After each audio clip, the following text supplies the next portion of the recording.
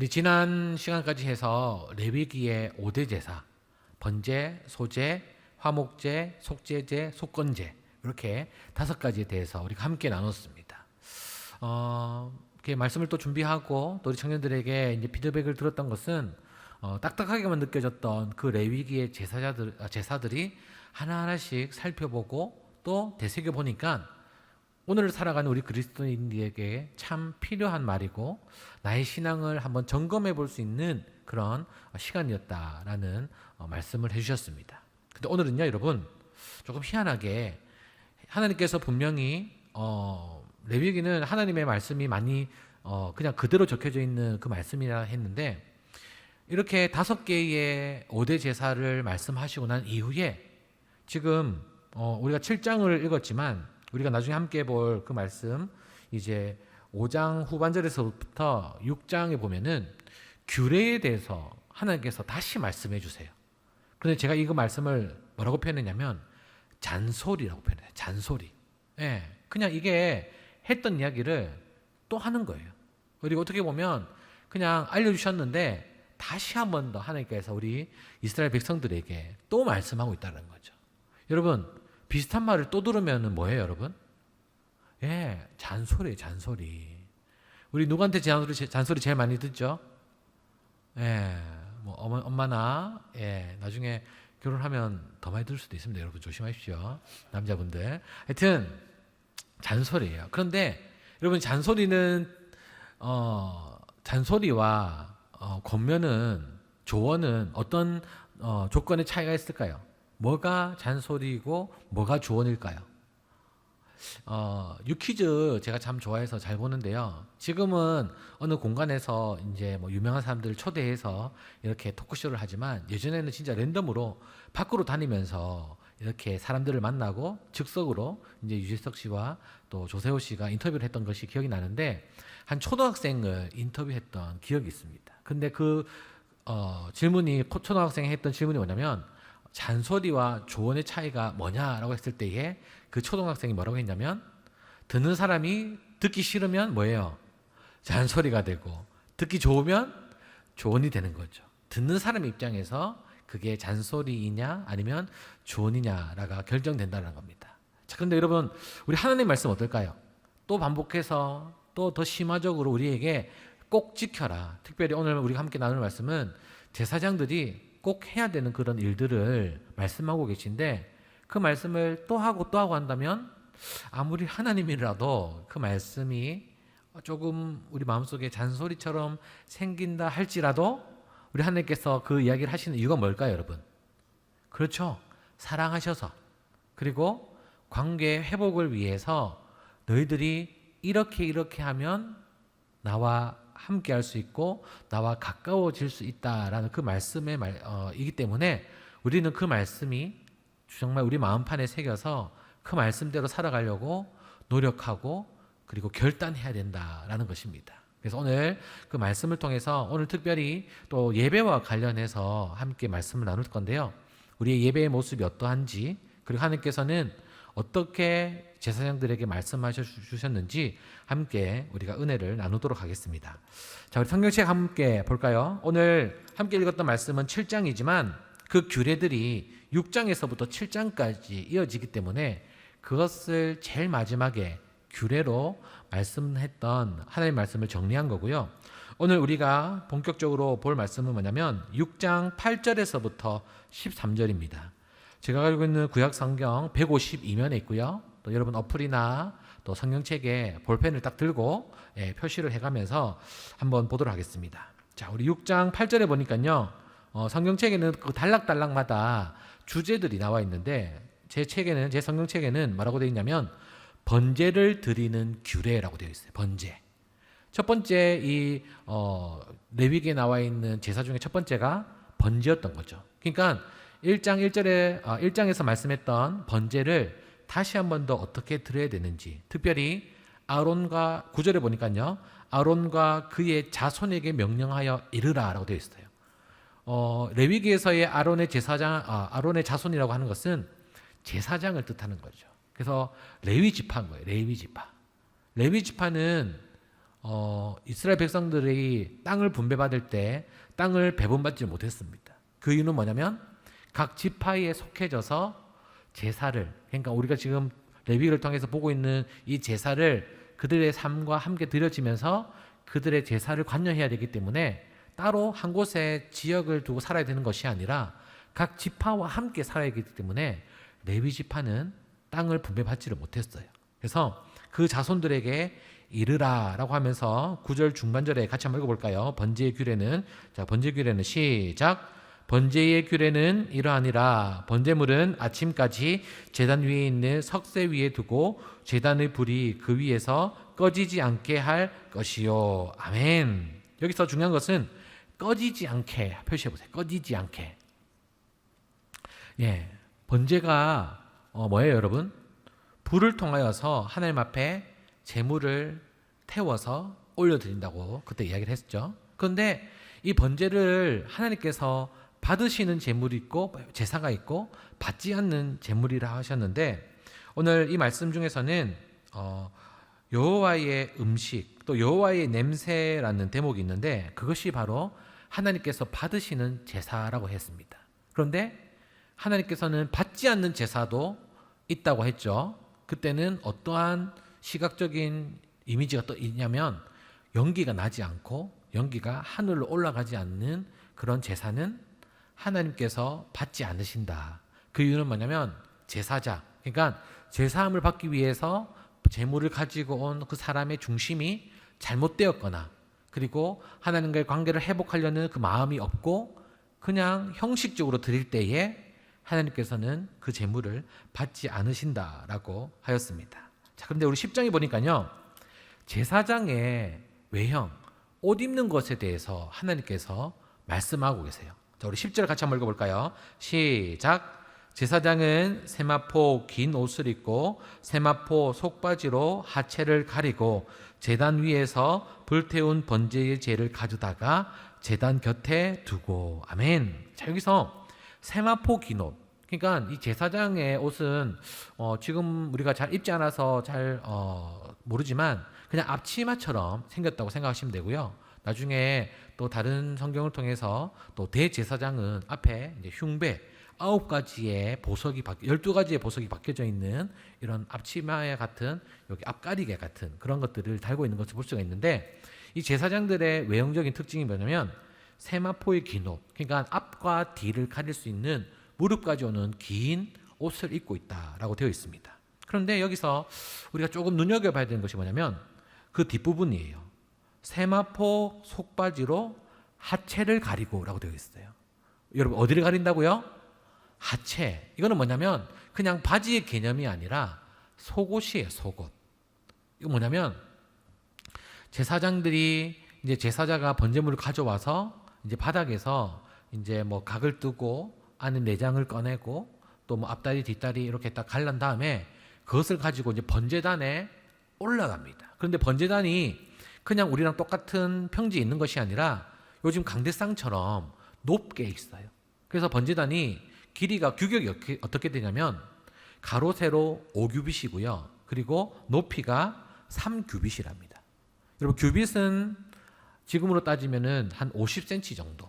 그러니까는 구약 시대에 나와 있는 다 길이의 그 규격은 다 사람의 몸에 이렇게 기준을 해서 되어 있는데 팔꿈치에서부터 손끝까지 약 1규빗에 50cm 정도 되니까 정사각형 5규빗, 그러니까는 한 2m 50cm의 이런 정사각형의 제단의 높이가 한 1.5m 높게 있다라는 거죠. 그래서 그 제물을 가지고 제사장이 그 위로 올라가면 제사자들과 또 그 제사를 지켜보는 많은 사람들보다 조금 더 위에, 눈높이 위에 있게 된다는 거죠.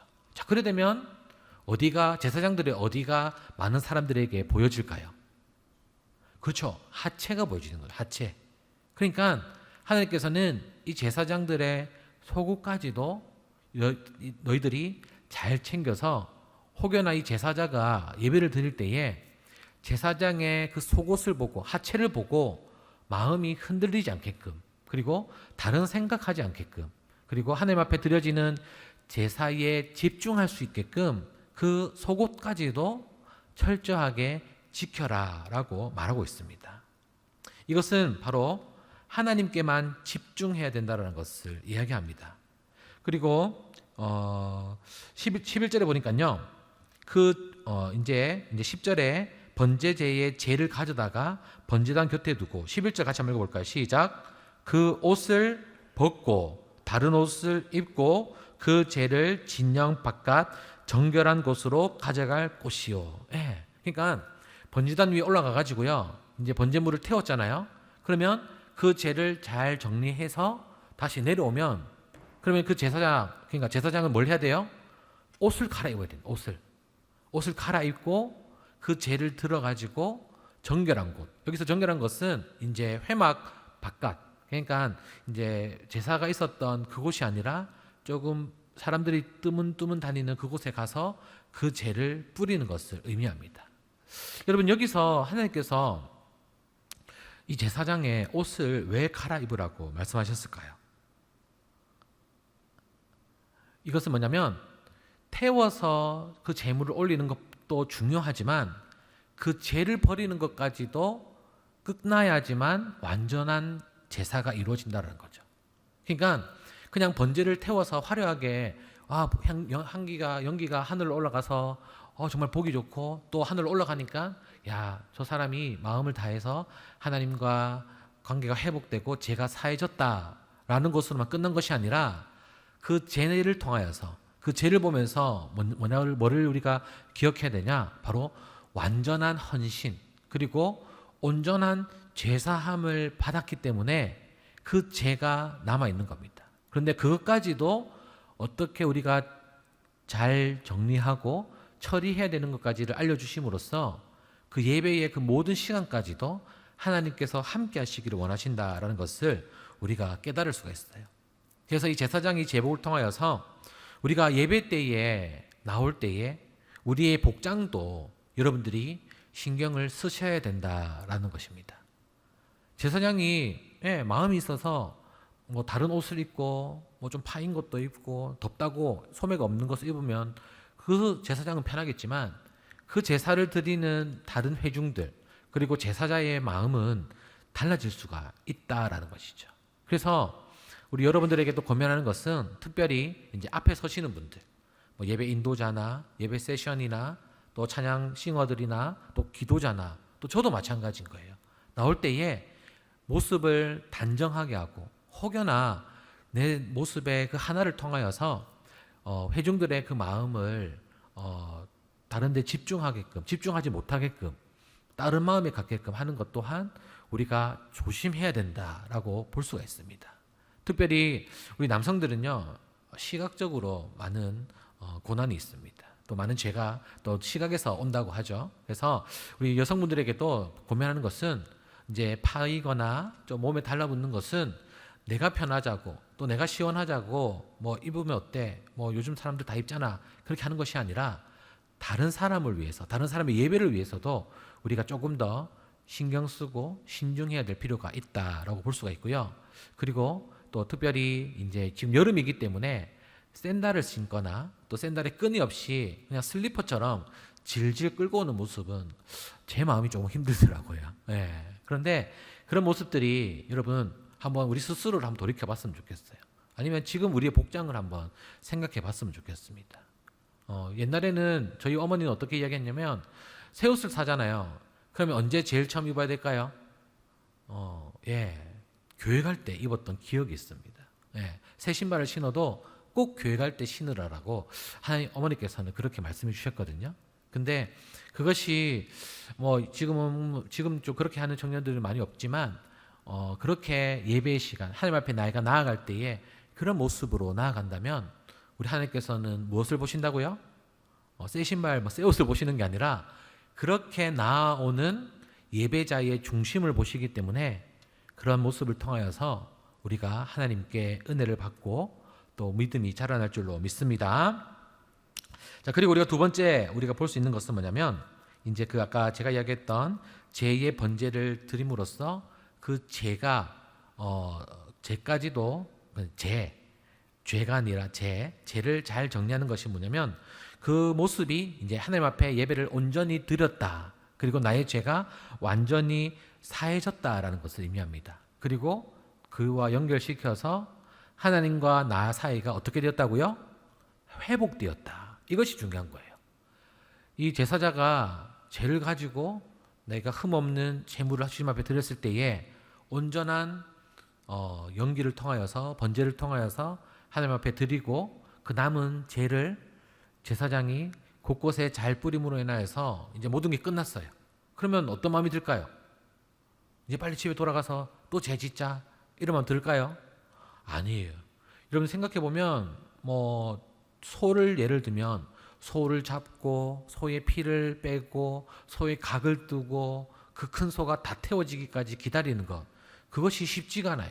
그러면 제사장들이 그렇게 자신의 죄를 위해서 번제를 드리고 있을 때에 제사장은 그 모습을 지켜보면서 어떤 마음일까요? 아마 다시는 죄를 짓지 않기 위해서 회개하고 빨리 이 제사가 끝나고 나의 번제, 이 제물을 하나님 앞에 올려드렸을 때에 연기가 하늘 높이 올라가서 하나님이 기뻐하시는 향기로운 냄새가 되었으면 좋겠다라는 그런 조급한 마음을 가지고 그렇게 밑에서 기다렸을 거예요. 그리고 집에 돌아갈 때에는 아마도 다시는 내가 죄를 짓지 않기 위해서 어떻게 해야 될까? 그런 결단이 서는 그런 시간이 되었지 않을까라는 생각이 됩니다. 이것이 바로 우리가 예배의 시작과 끝에서부터 끝날 때까지 온전한 헌신의 예배가 드려져야 된다는 겁니다. 우리 한번 따라해 볼까요? 나는 온전한 예배자입니다. 끝까지 마음을 지키겠습니다. 아멘. 우리가 예배 시작 전에 예배를 준비하는 일 너무나도 중요합니다. 우리 찬양팀이 항상 일찍 와서 같이 연습하고 다시 한번 합을 맞춰보는 것도 정말 하나님 앞에 우리가 최선을 다해서 올려드릴 필요가 있다라는 거죠.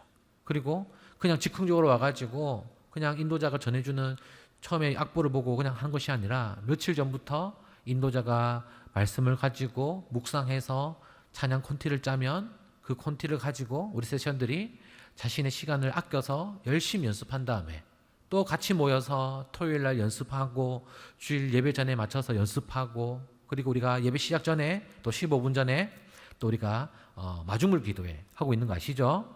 그리고 여러분 마중물 기도회가 우리 뭐 임원들이나 찬양팀만 하는 것이 아닌 거 아시죠? 예, 여러분들도 자리에 오셔서 함께 우리가 예배를 위해서 함께 기도해 주시기를 권면드립니다. 그렇게 우리가 마음을 다해서 기도로서 드려지는 이 예배가 하나님께 향기로운 음식, 향기로운 냄새가 되어야 되지 않을까요?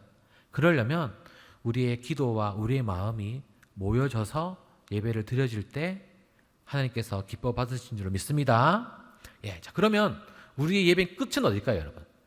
끝. 제가 여기서 3시쯤 다음 주에 뵙겠습니다 하면은 예배가 끝나는 걸까요? 아니죠. 여러분들의 그 마을 모임까지도 예배라고 생각을 하셔야 되는 게 아니라 마을 모임까지도 예배라는 것을 기억하셔야 돼요. 교회에 많은 역할들이 있지만 뭐 예배, 선교 뭐 이런 것도 있지만 교제가 꼭 있습니다. 그건 뭐냐면 성도 간의 교제를 통하여서 하나님의 살아계심을 우리가 깨달아야 된다는 거죠. 내가 1대1로 하나님과 만나면 이 교회가 무슨 필요가 있겠습니까? 예수님께서 핏값으로 세우신 이 교회가 우리가 모여야 되는 것은 뭐냐면 내가 만난 하나님, 당신이 만난 하나님, 그 하나님은 동일한 하나님이기 때문에 우리가 크신 하나님을 우리가 살아가면서 다 알아갈 수는 없어요. 그런데 각자의 그 받은 은혜, 각자의 상황을 통하여서 또 기도 제목을 통하여서 내가 만난 하나님을 우리 마을 모임을 통하여서 나눈다면 내가 알고 있는 그 하나님뿐만 아니라 더 크신 하나님이 살아계시고 우리와 함께 하시고 우리를 이끌어 가시고 우리를 통하여서 영광 받으시기를 원하신다라는 것을 깨닫는 것이 뭐라고요?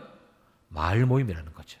그래서 마을 모임은 여러분들이 그냥 뭐 웃고 차 마시고 그냥 어디 가서 놀고 하는 게 아니에요. 그거는 교회가 아니어도 다른 곳에 가서도 충분히 할 수 있어요. 그런데 우리가 교회 안에서 모이는 마을 모임의 특색은 뭐냐? 바로 하나님의 은혜를 나누고 각자의 힘든 기도 제목이 있으면 그것을 통하여서 함께 기도해 줄 수 있는 모임이 마을 모임이다라는 겁니다. 그래서 제가 지향하는 우리 마을 모임은 뭐냐면 한 주간 살아갔을 때에 정말 나의 기도 제목을 우리 마을원들에게 말했을 때에 한 주간 살아가면서 그 마을이 기도 제목이 이루어졌어요. 그래서 내가 마을 모임에 가가지고 이 기도 응답을 받았다라는 것을 말해주고 싶어서 며칠 동안 막 입이 근질근질한 거 있잖아요. 여러분 그런 거 느껴보셨어요? 예, 어떤 말을 하고 싶은데 그 말을 해줘야 되는 그 대상이 정해져 있기 때문에 그 말을 하고 싶어서 막 근질근질한 거예요. 그런 은혜가 우리 마을 모임에 있기를 소망합니다. 예, 그래서 여러분 예배는 우리가 예배를 준비하는 또 예배가 시작되는 그 2시부터가 아니라 우리의 삶 속에서 예배를 준비하고 예배를 드려야 된다는 겁니다. 그래서 우리의 삶 전체가 바로 예배가 되어야 된다는 것이죠. 우리가 교회 나올 때만 이 주일만 우리가 예배를 드리는 것이 아니라 여러분들의 직장 생활과 가정 생활과 잠자는 것, 일어나서 공부하는 것, 그 모든 것이 예배라는 거죠. 예배는 여러분 저는 다른 것이 없다고 생각합니다. 하나님 앞에서 행해지는 모든 것이 바로 하나님 앞에 영광 올려드리는 모든 행위가 바로 예배라고 생각이 됩니다. 그래서 우리가 먹고 마실 때에도 내가 예배자로서 무엇을 먹고 무엇을 마셔야 되는지를 분별해야 되고요. 또 내 눈으로 또 나의 귀로 들려지는 것이 어떤 것이 나에게 선한 영향이 있는지를 통하여서 그것을 분별하여서 내가 하나님 앞에 잘못되어진 것들, 그리고 하나님 앞에서 죄라고 생각하는 것들, 그리고 하나님과의 관계가 멀어진다라고 생각한다면 그것을 과감하게 잘라버릴 수 있는 담대함도 있어야 된다는 거죠. 그렇게 해도 우리가 세상에 나아가서 믿음을 지키고 살아가는 것이 쉽지가 않다는 것을 여러분들 너무나도 잘 알고 계시잖아요. 그런데 그런 하나하나가 모여서 믿음의 성장이 있고요. 그 하나하나의 믿음의 성장을 통하여서 하나님 관계가 회복되며 우리가 하나님께 나아갈 수 있게 된다는 것입니다. 아멘. 예, 그럴 때 우리의 가장 큰 유익은 뭐냐? 바로 하나님이 어떤 분이신지에 대해서 깨닫게 되고 알아갈 수 있다라는 겁니다. 그래야 잔소리가 아니라 바로 사랑의 말로 그렇게 들리는 은혜가 우리 예토 공동체의 모두에게 있기를 주님의 이름으로 간절히 축복합니다. 아멘.